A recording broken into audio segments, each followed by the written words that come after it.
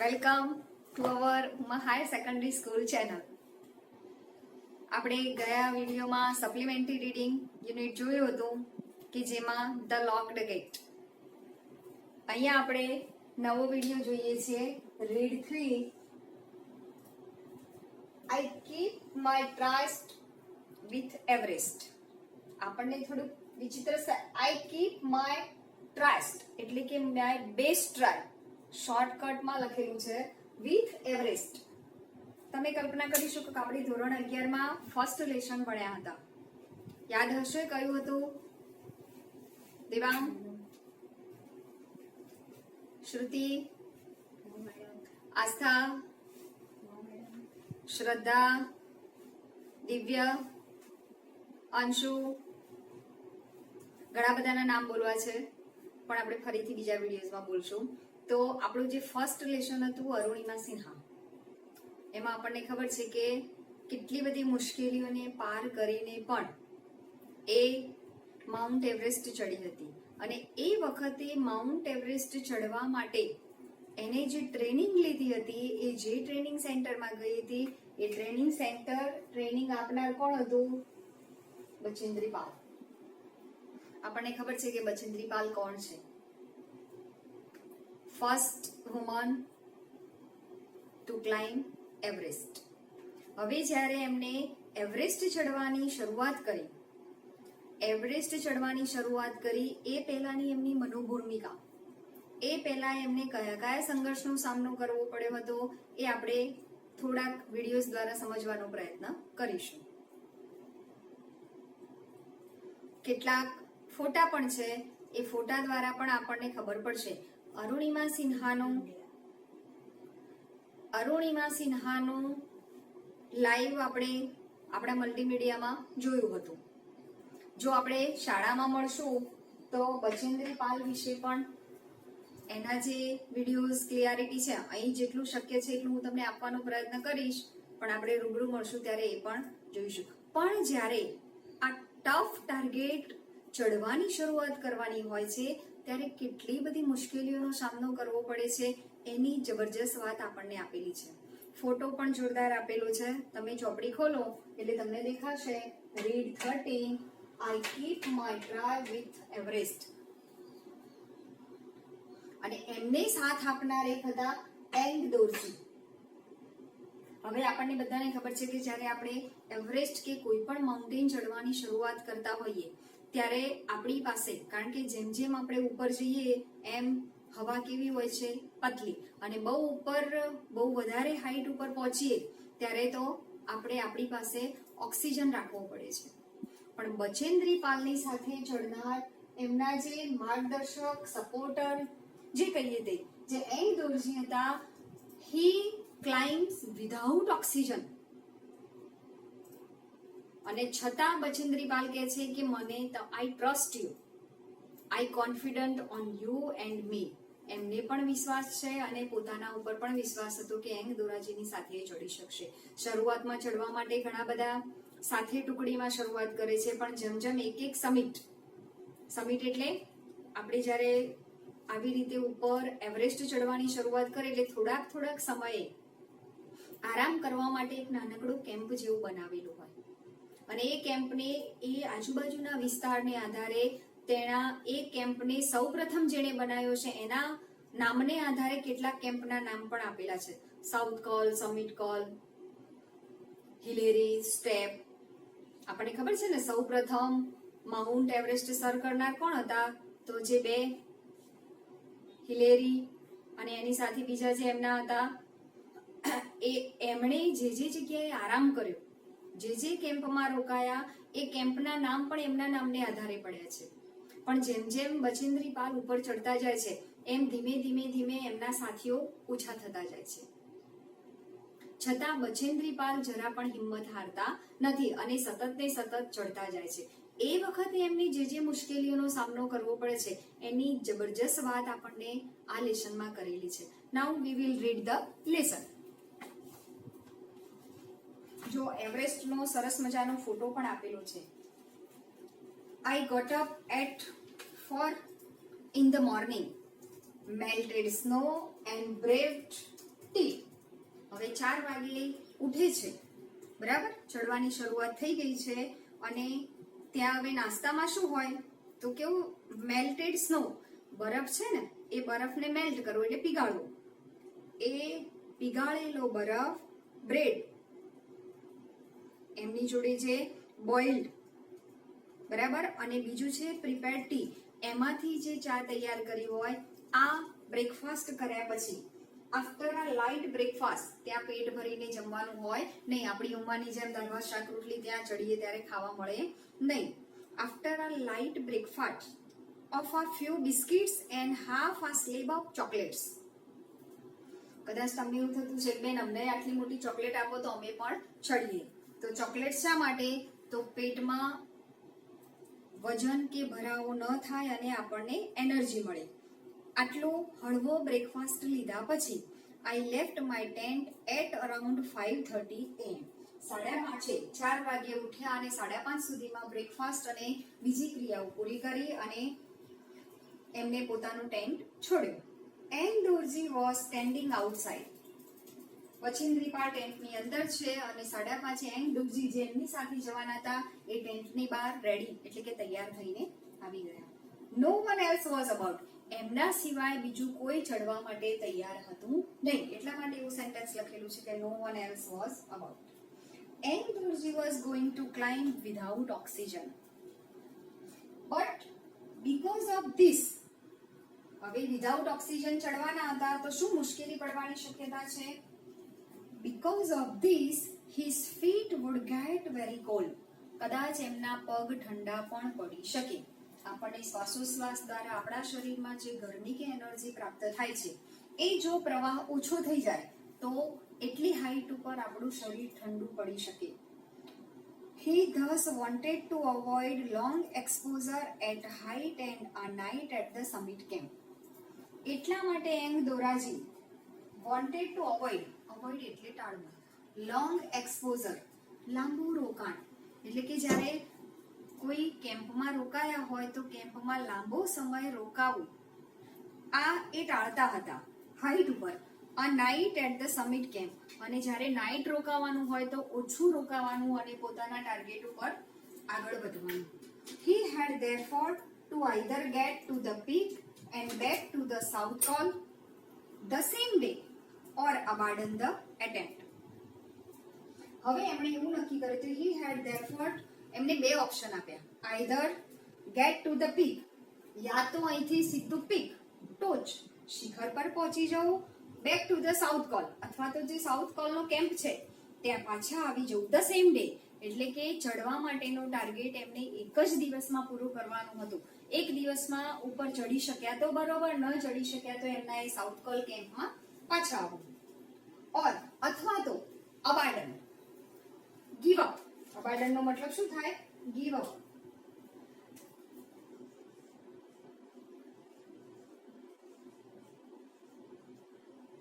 છોડી દેવું, ત્યાગ કરવો. અથવા જો આ શક્ય ન બને તો પ્રયત્ન કરવાનું, અટેમ્પ્ટ, પ્રયત્ન કરવાનું છોડી દેવું. He was keen to start immediately and asked if I would like to go with him. He was keen, keen એટલે એકદમ તીવ્ર.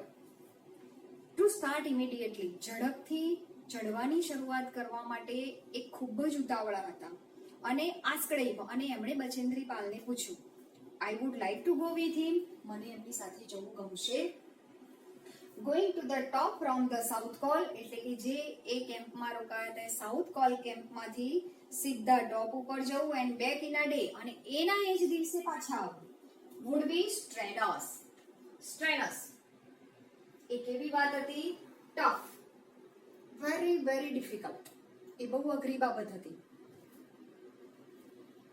And there was the risk of Dorji's turning back if his feet got too cold. અને ત્યાં બીજું એક જોખમ શું હતું? There was the risk of Dorji turning back. હવે ચડતા તો કદાચ વિધાઉટ ઓક્સિજન ચડી ગયા, પણ જ્યારે બેક થવાનું હોય તો પણ આપણી પાસે ઓક્સિજન તો જોઈએ જ. એટલે કે જ્યારે રિટર્ન થવાનું હોય એ વખતે વિધાઉટ ઓક્સિજન દોરજી પાછા આવી શકશે કે નહીં, આ પણ એક મોટું જોખમ હતું. I એટલે કે બચેન્દ્રી પાલ કહે છે કે however, છતાં પણ આઈ હેડ ફૂલ કોન્ફિડન્સ ઇન એંગદોરજી, મને એંગદોરજીમાં પણ સંપૂર્ણ વિશ્વાસ હતો, as well as in my stamina, અને મારા પોતાના સ્ટેમિના ઉપર પણ મને વિશ્વાસ હતો, એન્ડ ક્લાઇમ્બિંગ કેપેસિટી, અને મારી જે ચડવાની ક્ષમતા હતી એમાં પણ મને કોન્ફિડન્ટ હતો. આપણે જે કંઈ પણ કામ કરવું હોય એ કામ આપણે ગમે તેટલી મુશ્કેલીઓમાં પણ પૂરું કરી શકીએ છીએ એવો કોન્ફિડન્ટ તો આપણી અંદર હોવો જ જોઈએ. બિસાઇડ્સ, જો બિસાઇડ નથી, પાછળ એસ આપેલું છે, આનો તફાવત આપણે બરાબર સમજી લઈએ.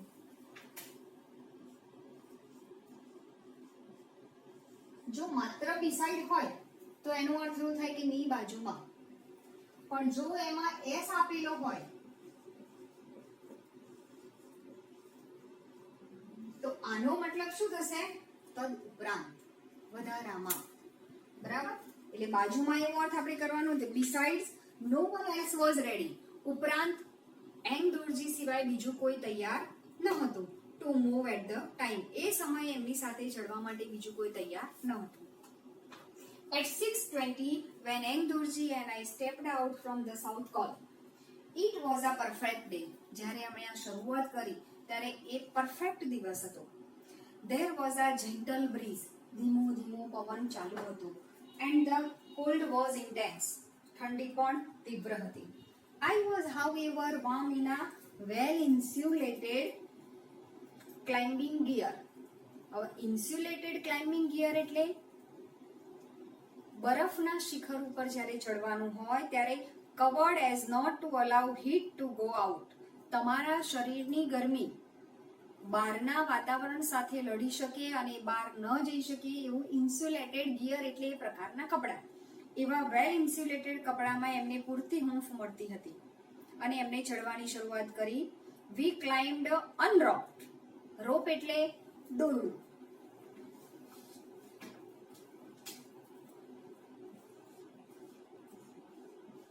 અને અહીંયા આપણને આપેલું છે અનરોપ,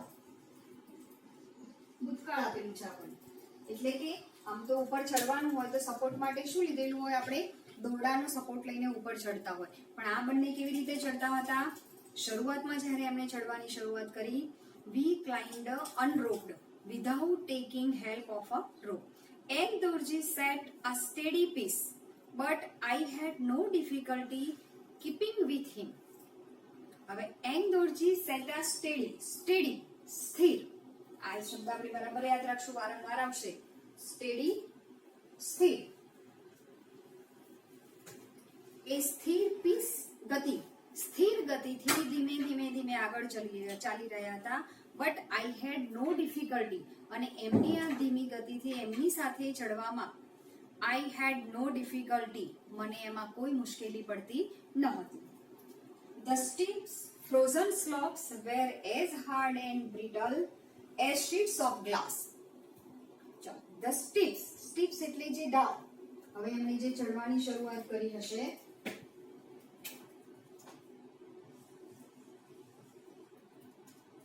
જનરલી આપણે આવું પર્વત સમજીએ છીએ, બરાબર? પણ એ જે ચડવાનું હશે કેવું હશે? એમાં આટલો બધો સ્લોપ આપેલો નહીં હોય. એ કેવું હશે? સ્ટીપ, એકદમ તીક્ષ્ણ ઢાળ. આ શાર્પ સ્લોપ, અને એ પણ કયો? ફ્રોઝન સ્લોપ, કે જ્યાં બરફ ફ્રીઝ થઈ ગયો છે, એટલે કે જામી ગયો છે. વેર એઝ હાર્ડ, એ સખત પણ હતો, એન્ડ બ્રિટલ, અને બટકણ પણ હતો. સખત એટલે આસાનીથી, એમાં ક્રેમ્પૂનથી કોચ પાડી અને પગથિયા જેવું બનાવવાનું હોય તો એ અઘરું થતું હતું, અને એવું કરવા જાય તો બ્રિટલ, બટકણ, આખું ને આખું તૂટી જતું હતું. એઝ આ શીટ્સ ઓફ ગ્લાસ, અને એની કયું નામ આપ્યું છે? જાણે કે કાચનો ગ્લાસ, કાચના ગ્લાસ ઉપર જ્યારે ચડવાનું હોય એવી રીતે.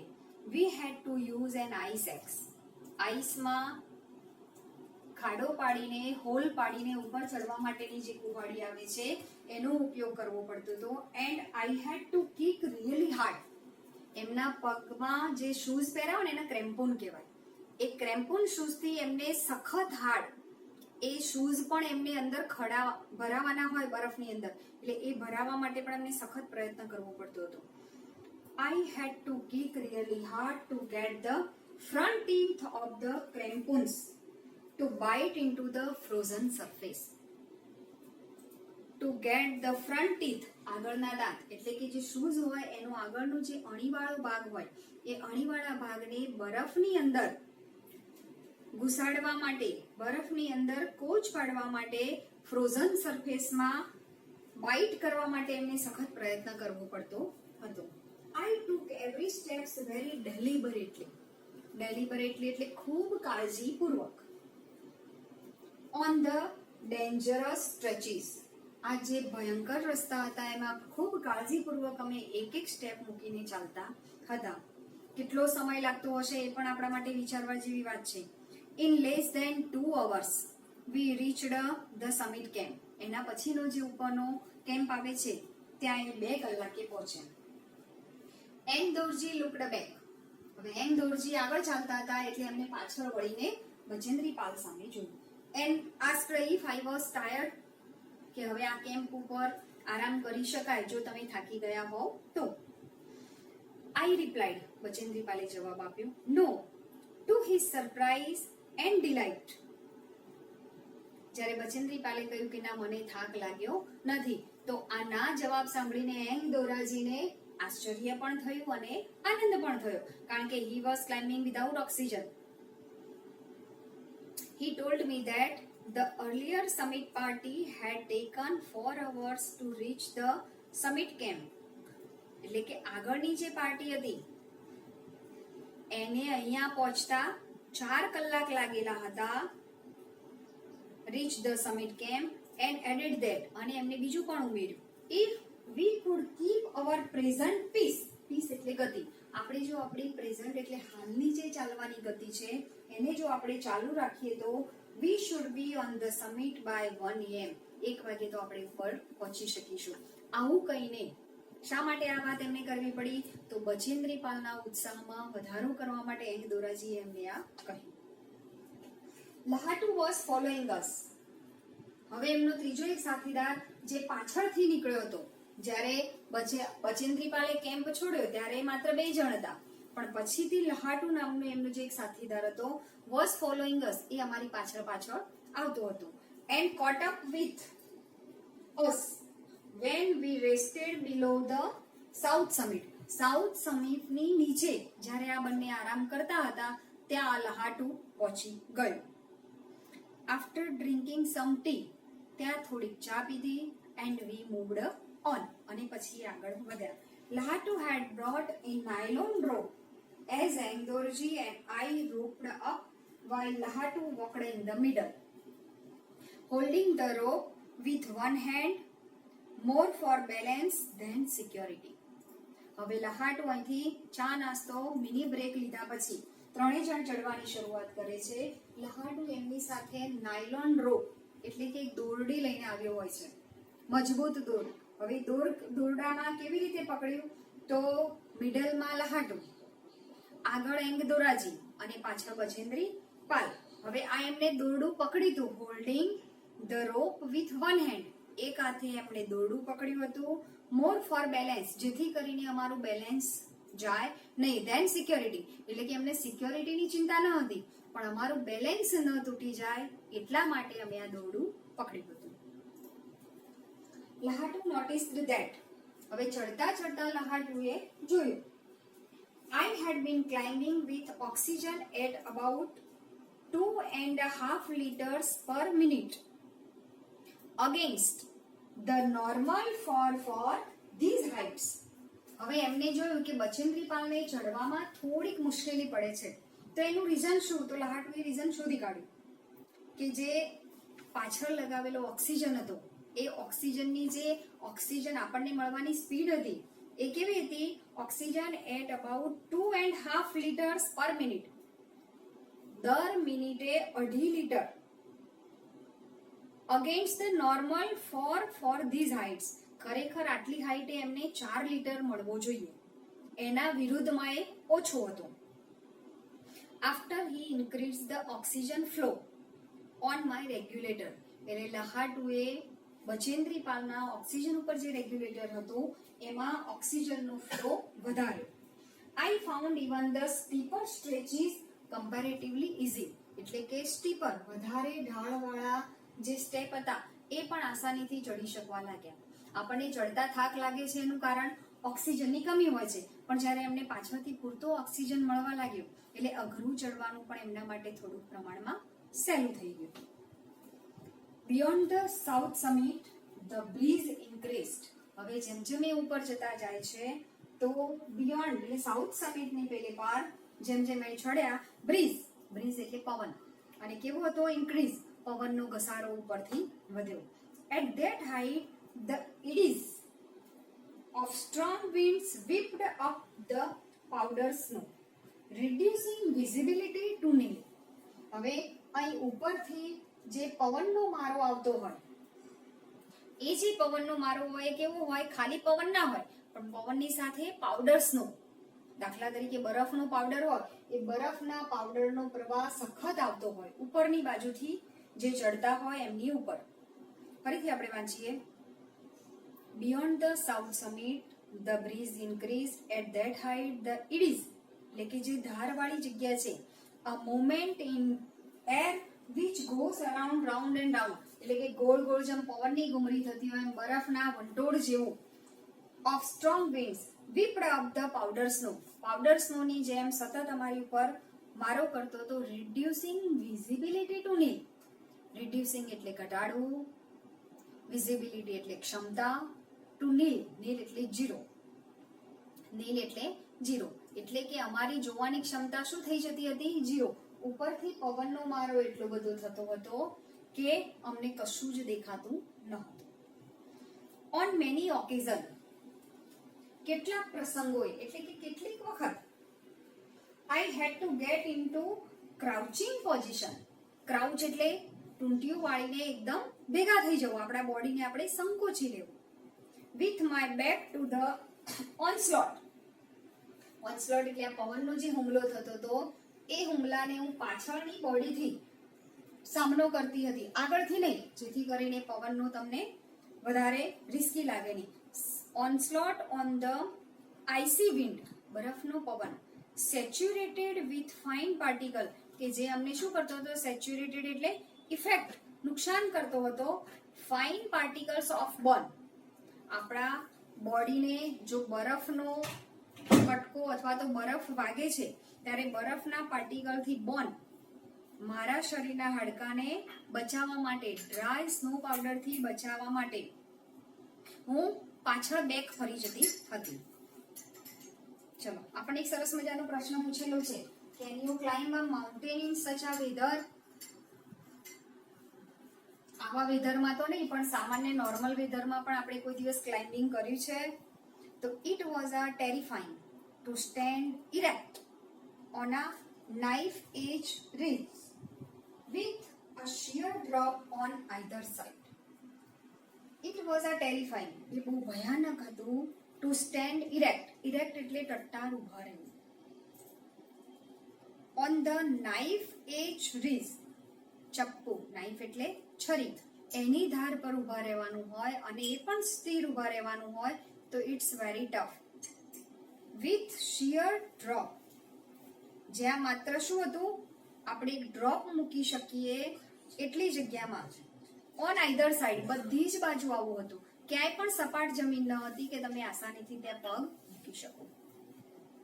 આઈ had to dig my ice axe. Dig એટલે ખોદવું, એટલા માટે આમાં હોલ પાડવા માટે એમનું જે આઈસ એક્સ હતો એને વધારે ડીપ, આઈસ એક્સ થી શું કરવું પડતું હતું? વધારે ડીપ, અંદર વધારે ખોદવું પડતું હતું, જેથી કરીને એમના પગના ક્રેમ્પુન્સની જે એજ છે એ અંદર ભરાઈ રહે.